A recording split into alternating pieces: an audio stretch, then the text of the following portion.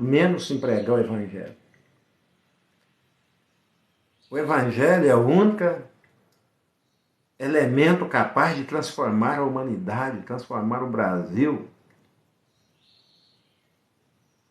E aí o apóstolo Paulo diz, eu não me envergonho do Evangelho. Você está com vergonha de pregar o Evangelho? E diz que é servo de Deus? Desperta tu que dormes, levanta-te dentre os mortos e Cristo te esclarecerá. Nós não fomos chamados para dentro, nós fomos chamados para fora, para ser sal da terra e luz do mundo. Brilhar na escuridão das trevas não é brilhar dentro da igreja, não. Agora brigam entre si, cada um quer ser o primeiro, cada um quer... Irmãos, desperta tu que dormes.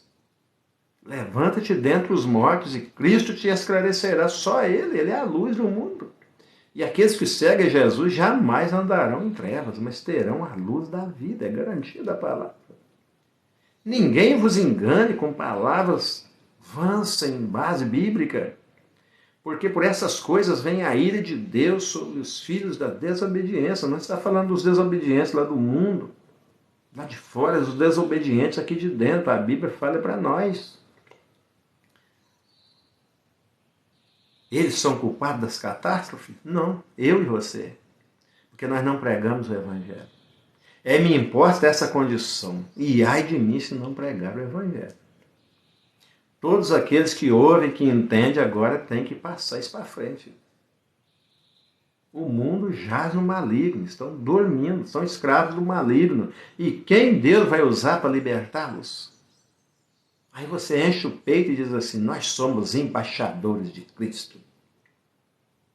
E o que você tem feito como embaixador de Cristo? Por isso, irmãos, que eu não gosto de pregar dentro de igreja. Não gosto, porque eu vou pregar esse tipo de mensagem lá e eu vou aborrecer todo mundo. Daí a pouco, se você me convida para pregar na sua igreja, daí a pouco, pastor, sua igreja vai estar só você lá. Porque as pessoas não querem ouvir a verdade. Elas não querem acordar do sono, elas não querem despertar. Falam tanto em avivamento, mas o avivamento tem que começar dentro de cada um de nós. O avivamento é o despertamento da igreja. A igreja está dormindo dentro dos seus templos suntuosos. Ontem eu estava vendo um vídeo, até comentei, irmãos, uma igreja enorme. Agora, alguém diz que lá o Espírito Santo levantou, que não sei, gente correndo para toda a banda, e pulando, e saltando. Irmãos, se o Espírito Santo entrar, vai sair todo mundo de dentro da igreja. Cuidado para não ser enganado. Assim está o nosso sistema religioso hoje. Os cavalos de Troia entraram, contaminaram tudo. Agora começaram a imitar uns aos outros os presentes de grego. Estamos nessa situação, a igreja não tem mais força. A igreja agora é zombada por Satanás, pelos adeptos dele. Oi, Deus não falou? Por que não aconteceu? Que Deus, eu sei, falou que o homem nunca saiu de lá e saiu. Enveredamos por erros, irmãos. Esse título dessa mensagem não é ainda o cavalo de Troia. Vai vir aí o dia que Deus permitir. Estou dando só uma palhinha. A cidade de Atenas, na cidade lá era intransponível. Acho que era, não me lembro se é Alexandria, onde era. Ninguém conseguia ultrapassar as muralhas, os inimigos não conseguiam vencer aquele exército. A Evelina é professora, ela deve conhecer a história melhor do que eu. Eu sou um bobo da roça, mas eu conheço muita coisa. Porque o Espírito Santo me revela. Não é porque eu estudei, não. Não é porque eu fiz teologia, não. E eu sou péssimo para escrever, mas para ler eu sou bom e eu amo ler. Como não tinha como penetrar naquela cidade, fizeram um cavalo vindo, enorme, de madeira. Quando acordaram de manhã, aquele cavalo vindo, um presente para aquele povo. Eles a princípio ficaram meio assustados, meio cético, mas depois falou, é um presente do rei, do grego. Mas na verdade era uma estratégia satânica para entrar dentro da cidade, intransponível. Eles falaram, se é presente, vamos receber. E agora colocaram aquele cavalo de Troia para dentro das muralhas intransponíveis. As muralhas da igreja eram e são intransponíveis. Mas o diabo colocou cavalo de Troia com vários soldados diabólicos do inferno dentro da igreja. E agora, ao perigo de uns imitar o outro, é isso, que talvez você esteja imitando um presente de grego, implantado pelo diabo dentro da igreja. Por essa razão, a palavra de Deus, tudo que falamos, tudo que fazemos, tudo que pensamos, tudo que praticamos, deve estar baseado nela, que é o manual de sobrevivência. Colocaram aquele cavalo para dentro, enorme, de madeira. Ele estava lotado de soldados. Soldados inimigos. Encantaram com aquele presente. Agora dentro das muralhas. E parecia tão inofensivo. Todos foram dormir. As fechaduras eram muito boas nas portas. Era impenetrável as portas e as muralhas, mas agora o cavalo de Troia estava lá dentro. Presente de grego. E agora aqueles soldados que estavam escondidos dentro daquele cavalo, a noite chegou, saíram de lá. O exército já estava lá fora, o resto. Mataram as sentinelas, abriram as portas da cidade e agora entrou o exército e derrotou aquele exército, aquela cidade intransponível. Irmãos, é isso que está acontecendo com a igreja hoje. Com o sistema religioso. Os cavalos de Troia foram implantados, inseridos há muitos anos atrás.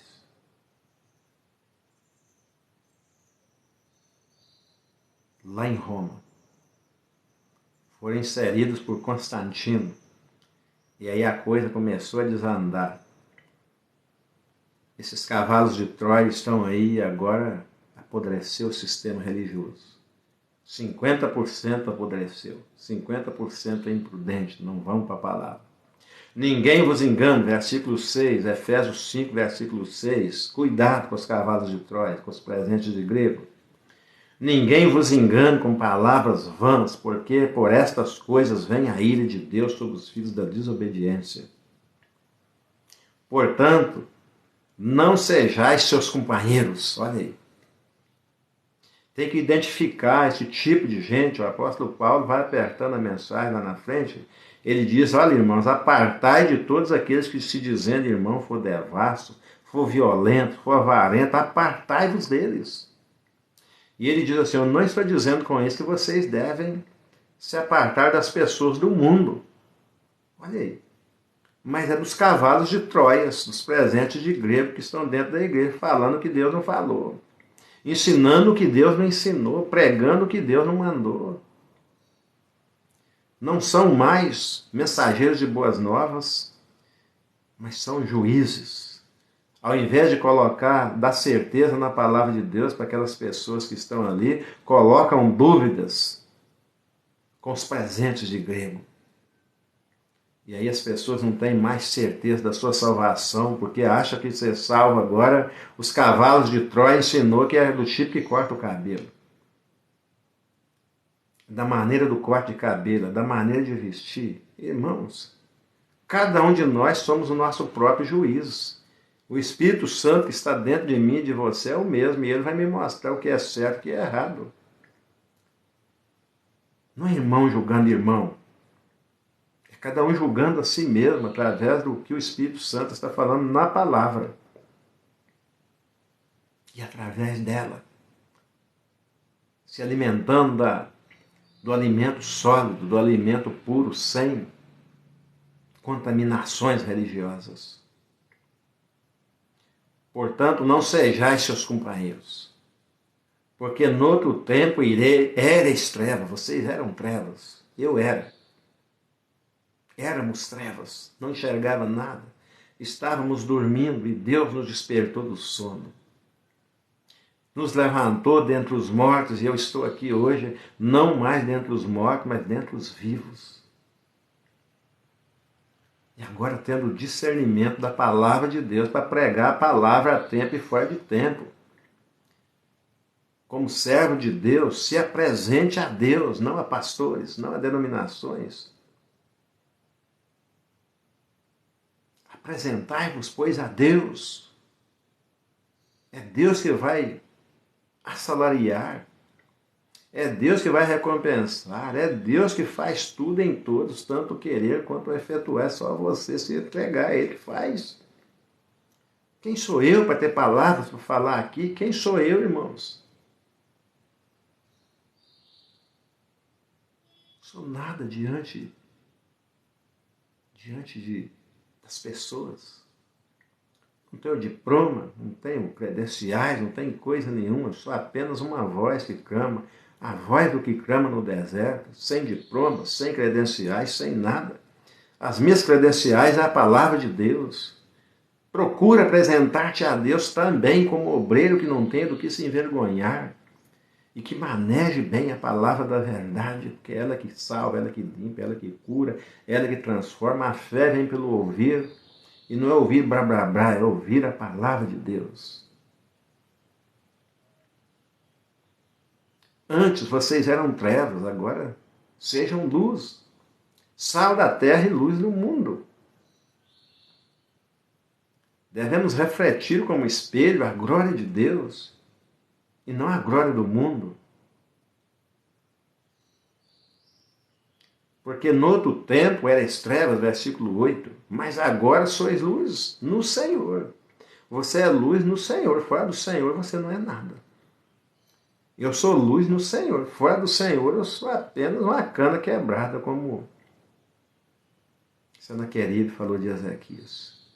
Vou ficar imprensado dentro das muralhas dos meus sentimentos, dos meus medos, da minha incompetência, e aí o diabo vai zombar de mim, como está zombando da igreja hoje. A igreja hoje é vituperada por causa desses que não tem compromisso com Deus, mas tem compromisso um com o outro. Está preocupado com o que o outro vai falar dele. Irmãos, não estou nem aí. Falem o que quiser falar, digam o que quiser dizer. Deus vai abençoar quem me abençoar. Mas Deus vai amaldiçoar quem me amaldiçoar. É problema de quem me amaldiçoar. Vai acertar com o papai. Não sou eu que vou amaldiçoar. Assim como não é a minha oração que cura ninguém. Porque eu não tenho poder nenhum. Jesus deixou isso muito claro. Não sei por que tantos poderosos hoje dentro da igreja. Jesus deixou isso tudo tão claro. Todo o poder o Pai me deu no céu e na terra. Agora o que tem de pastorzão poderoso aí, olha, vem para cá que a oração aqui é forte, vem para cá que brá, brá, brá, brá, brá, brá. E aí um bando de gente que não lê a palavra de Deus atrás sendo enganado. Com palavras vãs que não têm base bíblica. E aí não tem certeza da salvação. E o diabo fica rindo da cara de todo mundo. Porque Jesus diz aqui que acreditarem em mim, ainda que esteja morto, viverá. Não acredito no poder salvífico de Jesus. Não acredito no poder do sacrifício de Jesus na cruz, aí não tem certeza da sua salvação. Aí dúvida em cima de dúvida. E dúvida é inimiga da fé. Fé é certeza, fé é segurança total. Eu tenho certeza que o meu Deus amaldiçoa quem me amaldiçoar. E eu tenho certeza absoluta que Ele abençoa quem me abençoar. Não é ideia de trás da minha orelha. Eu não arranquei isso em algum lugar. Eu tirei, eu aprendi na palavra de Deus e não com babaquice religiosa. Aí o avivamento não vem, irmão. Só vai vir avivamento quando todos voltar para a palavra. Aí todos vão esquecer, quem é assembleiano vai esquecer que é assembleiano. Quem é batista vai esquecer que é batista. vai lembrar que é povo de Deus. Quem é pentecostal vai esquecer que é pentecostal. Quem é tradicional vai esquecer que é tradicional. Porque Deus é Espírito e importa que aqueles que o adorem em espírito e em verdade, não com hipocrisia. É necessário que aqueles que se aproximem de Deus acreditem realmente que Ele existe e que é recompensador daqueles que o buscam. Não é um Deus de barro, não é um Deus de ouro, não é um Deus, vamos precisar tocar nele. E eu tenho as promessas dele. Desde que eu faça a minha parte, a dele ele fará. Ide por todo o mundo, pregai o evangelho a todas as nações, fazendo o quê? Obrigando? Não ensinando-as a guardar todas as coisas que eu vos tenho mandado, e eis que estou convosco todos os dias, até a consumação dos séculos, garantia total. É isso que estamos aprendendo dentro das igrejas? É isso que os seus pastores estão ensinando? É isso que você, pastor, está ensinando? Vai prestar conta. Todos nós nos apresentaremos diante de Deus para prestar conta de tudo que fizemos por meio do corpo, ou bem ou mal, e até das palavras ociosas que saíram da nossa boca. Por essa razão, eu digo para os irmãos aqui, né, eu aconselho, mas eu não posso obrigar ninguém, irmão, encha a boca d'água, não fale, irmão. O que você vai falar vai glorificar a Deus. Então fale, não vai? Então fecha a boca. Vai edificar a vida daqueles que estão perto de você, daqueles que te ouvem? Não, então fecha a boca, irmão. Ô, coisa difícil é fechar a boca, mas servir a Deus é morrer para o mundo. Se eu não morrer, Cristo não vive em mim. É a palavra de Deus? Então fale. Não é? Fecha a boca. Leve esses 3 objetivos. Primeiro, glorificar a Deus. Segundo, edificar a vida de alguém. Terceiro, proclamar as verdades da palavra de Deus. Porque no outro tempo, versículo 8, erais trevas, mas agora sois luz no Senhor. Fora do Senhor é trevas. Andai como filhos da luz, e não como filhos de Satanás mentindo. Os judeus disseram para Jesus, nós somos filhos de Abraão. Jesus disse para eles, se o Filho do Homem vos libertar, verdadeiramente vocês serão livres, porque vocês são escravos. Eles disseram, como dizes isso, se nós nunca fomos escravos de ninguém? Mentindo descaradamente. Perderam a noção, irmãos. Tem crente aqui que perdeu a noção do que é verdade e do que é mentira. É crente, menos cristão. Até o diabo é crente também. Não se arrepende de forma nenhuma. Não desiste de destruir a humanidade. Não se converte. Jamais o diabo vai se converter. E tem muitos que se tornam filhos dele, não aceitam a libertação de Jesus e vão morrer e acompanhar ele para onde ele vai. Porque Jesus disse, vós sois filhos do diabo. Porque o diabo é o pai da mentira, vocês são os mentirosos. Todo mentiroso é filho do diabo. Gente. E quem é o mentiroso? É aquele que fala o que Deus não falou. Não é lá no mundão, não. É aquele que fala o que Deus não falou. Não tem base bíblica. Fala o que não está escrito na palavra. É dura a palavra? É. Mas ela é dura para mim também. E se eu não tivesse zelo, eu estou lascado. Penso que vou acordar no céu. Isso aqui é uma palavra de alerta, gente. Se isso aí acontecer na igreja de Jesus, o avivamento vem. É só voltar para a palavra. Não adianta movimentos pentecostais, movimentos tradicionais, movimentos humanos, vai ser mais um fiasco evangélico. Agora, quando essa palavra for pregada de verdade, praticada, aí o avivamento vai vir. Esse avivamento veio. A oração de Abacuque. Abacuque estava muito preocupado porque o Israel estava numa situação como hoje nós podemos ver o Brasil. O poste mijando no cachorro. Tudo o contrário. Homem não gostava mais de mulher, mulher não gostava mais de homem. Agora cachorro vira filho, filho vira diabo. Tratam os animais como fossem filhos e os filhos como se fossem demônios. Xingam os filhos e baba nos animais. Estava desse jeito na época de Abacuque. E Abacuque questiona Deus. E Abacuque diz: até quando, Senhor, a injustiça prevalecerá sobre a vida do justo? Subiu para a torre e foi orar. E Deus disse para Abacuque: Abacuque, eles estão semeando e vão colher. Eu estou preparando uma nação para levá-los para o cativeiro. E eles vão ver o quanto é importante me obedecer e não fazer o que acha que está certo. Esqueceram da minha palavra, então a conta vai chegar, Abacuque. Aguarda, não chegou a hora ainda não. A medida do Senhor, a ira do Senhor vai se derramar, mas não se derramou ainda não. Aí Abacuque assusta, agora fica tranquilo, mas fica assustado. E Abacuque faz a oração do avivamento: aviva, Senhor, teu povo no meio dos tempos, gente, olha para ver.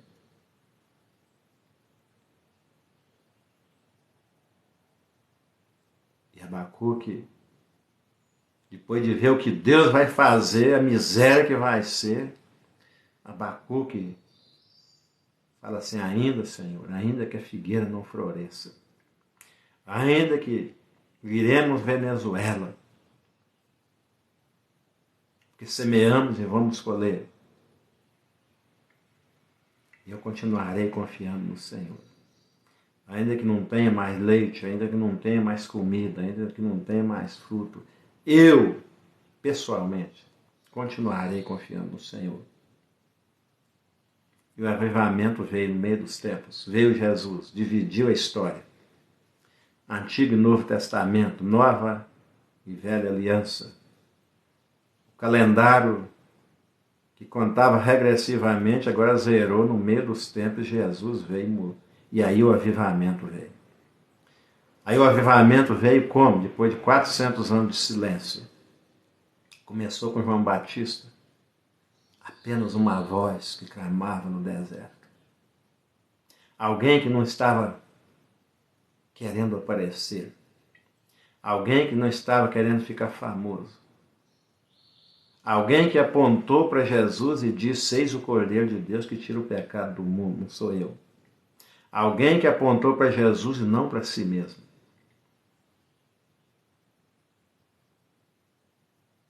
Alguém que pagou o preço. Teve a sua cabeça arrancada do corpo, colocada em um prato e levada e dada de presente para a amante de Herodes, que representava o próprio Satanás. Porque quem faz um negócio desse... Então, quem sabe a cabeça da igreja vai ser apresentada a Satanás. Sermos. Quem sabe a cabeça da igreja vai ser a minha cabeça que vai ser representada pela igreja. Não é ninguém. Mas a voz do que clama no deserto faz efeito, mas vai ser perseguido. Se você for apenas morrer, for apenas a voz do que clama no deserto, você pode perder a cabeça. Mas o avivamento vem. E você será recompensado. Quantos estão dispostos a perder a cabeça?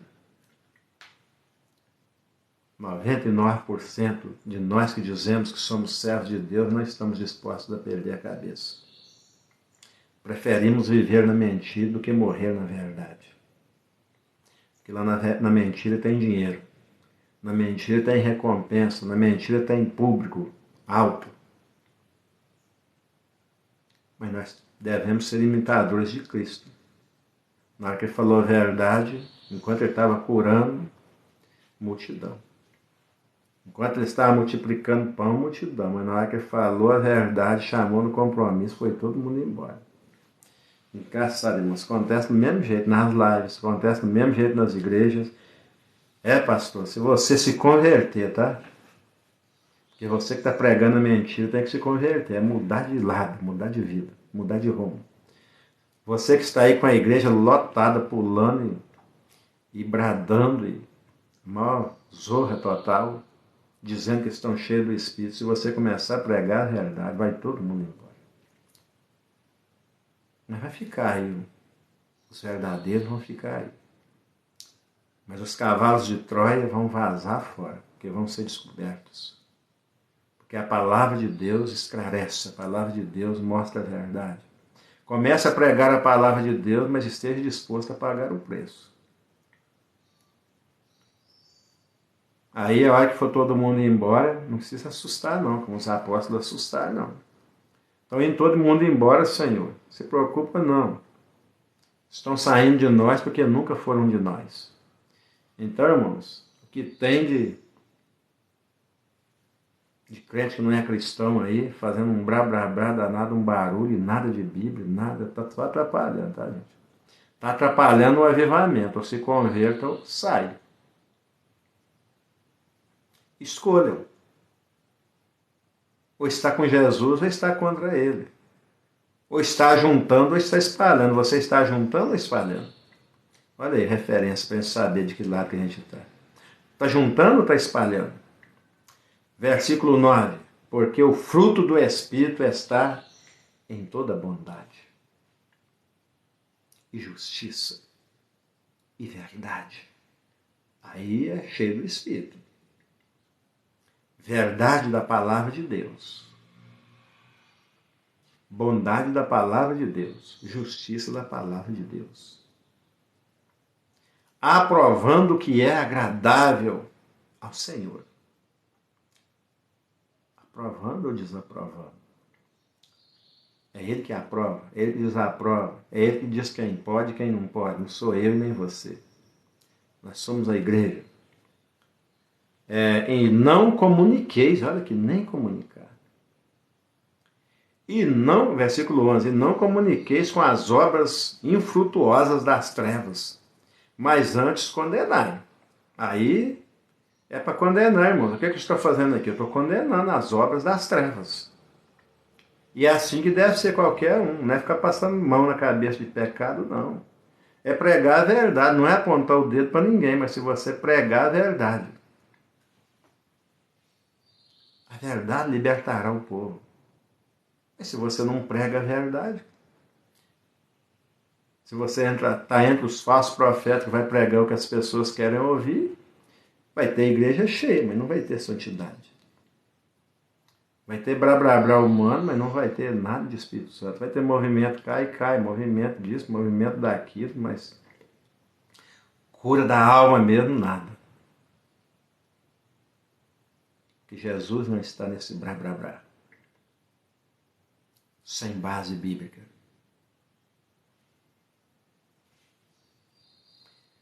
Mas todas as coisas se manifestam. Sim, versículo 12. Porque o que eles fazem em oculto, até dizê-lo é torto. Meus irmãos, estão vivendo na era da informática, tá? Que tem sido revelado aí dessas pessoas, até dizê-lo é torto. A gente tem até medo, até vergonha, temor de Deus de falar. Mas todas essas coisas se manifestam sendo condenadas pela luz. Tem que ser condenada pela luz. Não é as pessoas não, tá, gente? É as coisas. É as obras. Não é as pessoas não. Jesus não convive com o pecado, mas ele ama o pecador. Não é pôr as pessoas para fora. Porque as pessoas estão num processo de santificação. É ensinar a verdade. Ensinar a verdade.